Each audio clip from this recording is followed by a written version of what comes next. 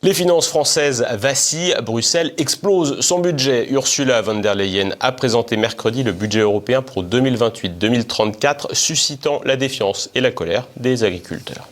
Il s'agit d'un budget de 2000 milliards d'euros pour une nouvelle époque qui est à la hauteur des ambitions de l'Union européenne, à la hauteur des défis auxquels l'Europe est confrontée et qui conforte notre indépendance. Un budget dantesque pour un bateau ivre. Ursula von der Leyen annonçait mercredi un budget à plus de 2000 milliards d'euros, une somme record, mais qui suscite des doutes quant à son ambition réelle et son efficacité pour la période 2028-2034.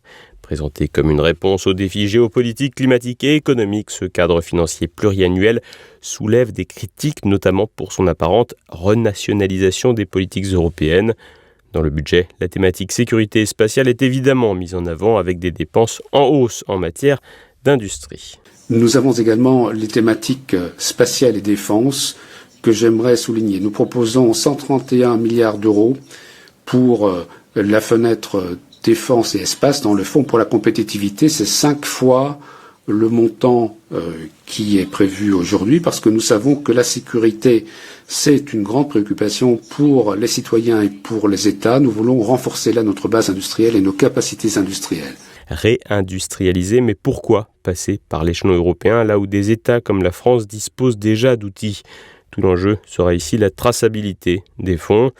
Comme souvent avec la présidente de la Commission, la présentation aura eu quelques relents guerriers, avec notamment l'évocation de l'explosion du budget facilitant les transports militaires dans le continent.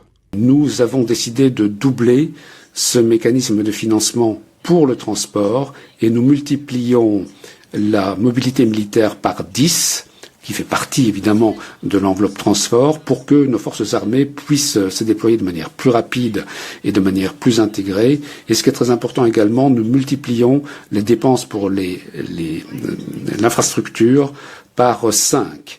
Stratégiquement judicieux en apparence, ce choix peut laisser perplexe tant les armées européennes ne sont pas coordonnées et les points de vue nationaux sur la défense sont divergents.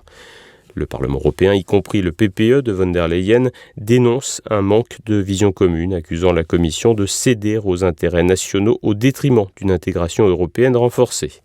La France, contributeur majeur, verse environ 26 milliards d'euros par an au budget actuel de l'UE, soit près de 20% des contributions totales, mais ne reçoit qu'environ 14 milliards, principalement via la PAC et les fonds de cohésion.